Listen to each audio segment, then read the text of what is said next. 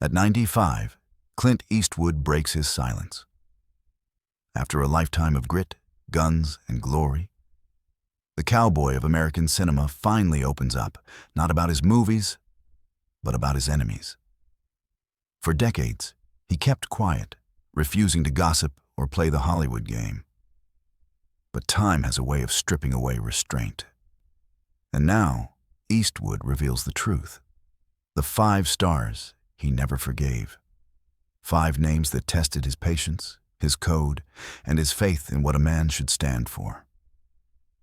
Hollywood, he once said, used to be about backbone. Now it's all ego and excuses. So why speak now after all these years of silence? Insiders say it's not revenge, it's reflection. A confession from a man who's seen fame turn heroes into frauds. And with that, we begin his list. 5 names. 5 stories that go deeper than anyone imagined. Number 5. Sylvester Stallone. For decades, Clint Eastwood and Sylvester Stallone were seen as the faces of American masculinity. One the stoic gunslinger, the other the muscle-bound fighter. But behind the cameras, the 2 men shared a rivalry that ran deeper than Hollywood ever admitted. Their first clash came in the early 1980s, when First Blood exploded in theaters. Insiders say Eastwood found Stallone's portrayal of violence cartoonish, too loud, too proud, too far from the quiet strength Clint had built his career on. Stallone, in turn, mocked Eastwood as the cowboy who never grew up. Things escalated years later at an awards gala in Los Angeles. According to witnesses, Stallone, in a half-joking tone, told Eastwood, "You make movies for critics. I make them for men." The room froze. Eastwood didn't say a word. He simply walked away. But those who know him say that was the night he swore never to work with Stallone. Over time, their paths diverged. Stallone chasing blockbusters, Eastwood chasing truth. Yet when Stallone publicly praised Gran Torino, some thought the feud had thawed. It hadn't. A close friend of Clint revealed he respected Stallone's persistence, but he despised what he stood for. Noise over nuance, ego over craft. For Eastwood, the divide was never personal. It was philosophical. "You can't shout your way into history," he once said. "You earn it quietly." Number 4. Steven Seagal. Among all the names Clint Eastwood ever crossed paths with, few angered him more than Steven Seagal. To Clint, Seagal represented everything wrong with the new Hollywood. Loud, arrogant, and fake. It started in the early 1990s, when Seagal was at the peak of his fame. Eastwood, then already a respected director, invited several action stars to a private charity event in Los Angeles. Seagal showed up late, surrounded by bodyguards, wearing sunglasses indoors. According to an insider, he refused to shake hands with Clint, saying, "I don't bow to old legends." The tension was immediate. Eastwood kept his composure, but later told a producer, that man wouldn't last a day on a real set. Years later, when Seagal was accused of mistreating crew members and behaving violently during filming, Clint wasn't surprised. A friend recalls him saying, "He plays discipline on screen, but he's chaos off it." What truly disgusted Eastwood was Seagal's treatment of stunt workers. Clint, known for doing his own dangerous scenes and respecting every man on set, found Seagal's arrogance unforgivable. "A man's strength," Clint once said, "isn't how hard he hits. It's how well he respects those who can't hit back." After that, the two never spoke again. Seagal would later brag that Clint couldn't handle real men. But those who knew Eastwood say he simply didn't care. He had already written Seagal off as Hollywood's loudest fraud. Number 3. Charlie Sheen. Clint Eastwood never liked chaos. And to him, Charlie Sheen was chaos, the embodiment of everything he despised about modern Hollywood: waste, arrogance, and the loss of moral compass. Their paths crossed briefly in the early 2000s, when a studio executive suggested Eastwood direct Sheen in a redemption drama. The idea lasted 5 minutes. According to someone present in the meeting, Clint looked at the proposal, raised an eyebrow, and said, "I don't direct circus acts." Insiders say Clint had long disapproved of Sheen's behavior: the public meltdowns, the insults, the scandals. To a man like Eastwood, who built his life on restraint and discipline, Sheen's recklessness wasn't entertaining. It was pathetic. Once, during a private roundtable at the Directors Guild, someone joked that Sheen lived faster than any of Clint's characters ever could. Eastwood responded coldly, "Dying for attention isn't living fast. It's just dying slow." After Sheen's infamous tiger blood outburst, Clint was reportedly disgusted by the media frenzy that glorified him. He told a close friend, "That's what happens when fame becomes the drug and not the result." In Eastwood's mind, Sheen wasn't just another troubled actor. He was a cautionary tale. "The real men I grew up with," Clint once said, "didn't brag about surviving themselves. They just did."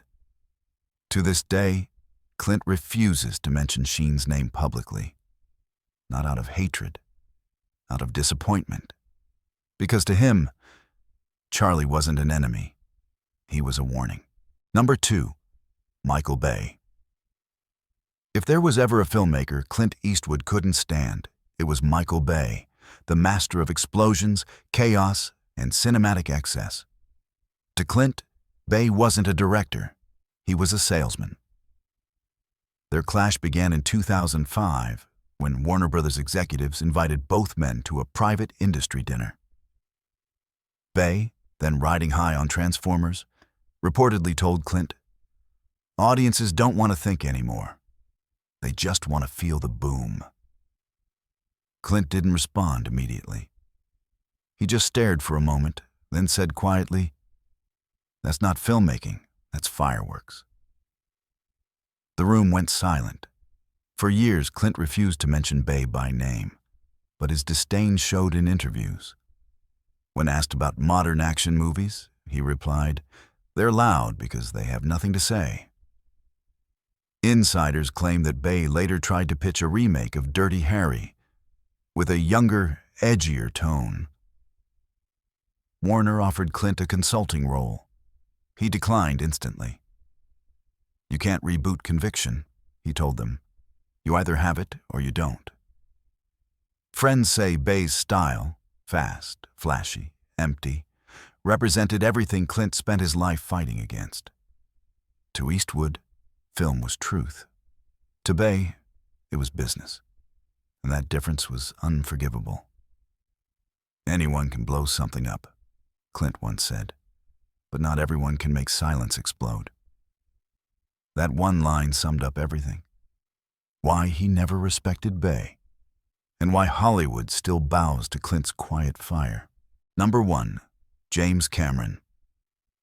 For Clint Eastwood, greatness was never about scale. It was about soul.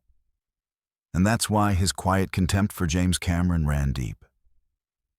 They met only once, at a private industry summit in the early 2010s. Cameron was promoting Avatar, boasting about 3D cameras and digital revolutions. Clint listened silently until Cameron said, "Technology will replace directors who can't keep up." Eastwood looked at him, calm as ever, and replied, "Technology doesn't make a story human. A human does." From that moment, the line was drawn. To Clint, Cameron embodied Hollywood's obsession with perfection, the idea that machines could replace instinct, that spectacle was superior to storytelling. He saw Cameron as brilliant but cold, a man so consumed by control that he forgot the beauty of imperfection. When Avatar broke box office records, reporters asked Clint if he'd seen it. He said simply, "I've seen bigger worlds on a man's face than in a computer." That quote became legend, and Cameron, insiders say, never forgave it. Over the years, Eastwood refused to work with him despite multiple offers. Not out of spite, but conviction. "You can build the biggest world," he once said, "but if there's no truth inside it, it's just space." To Clint, James Cameron wasn't evil, just lost. A genius blinded by his own reflection. Proof that sometimes the loudest storytellers forget what stories are for. For years, Clint Eastwood's silence was his armor. Hollywood tried to provoke him. The press begged for gossip, but he never played that game. Then, shortly after his 95th birthday, a journalist visiting his Carmel home noticed a small, yellowed notebook sitting beside his piano. Inside were just 5 names. No explanations, no dates. Only a line beneath them, written in faded ink. Not enemies, just examples. That revelation stunned everyone who knew him. The so-called list of hate wasn't born of anger. It was a record of disappointment. A guide for the next generation of filmmakers to avoid becoming what they once admired. Insiders say Clint began writing it after his first Oscar win, as a private vow to never lose himself to fame, ego, or illusion. "People think I despise them," he once told a close friend. "Truth is, I pity them, because one day they'll look in the mirror and see nothing but success, and no soul left behind it." And that, more than revenge or rivalry, was Clint's final confession. At 95, Clint Eastwood stands not just as an icon, but as a relic of a vanishing world. A time when men meant what they said, and silence spoke louder than applause. He no longer chases premieres, awards, or headlines. Instead, he walks the beaches near Carmel, quiet, grounded, at peace. But those who've sat with him say that when conversation turns to Hollywood, his eyes harden. Not with bitterness, but with clarity. "They all thought it was about who I hated," he once said softly. "It was always about what I loved, honesty, loyalty, and the craft." To Clint, the list wasn't a grudge. It was a mirror. A way to remind himself who he refused to become, even when the world rewarded the opposite. Now, after nearly 7 decades in the business, he looks back without regret. "You live long enough," he says, "and you learn the truth. Fame fades, money fades, but dignity, that's the last thing a man can lose." It's not a lesson for Hollywood. It's a lesson for anyone who ever mistook noise for greatness and forgot the quiet power of integrity.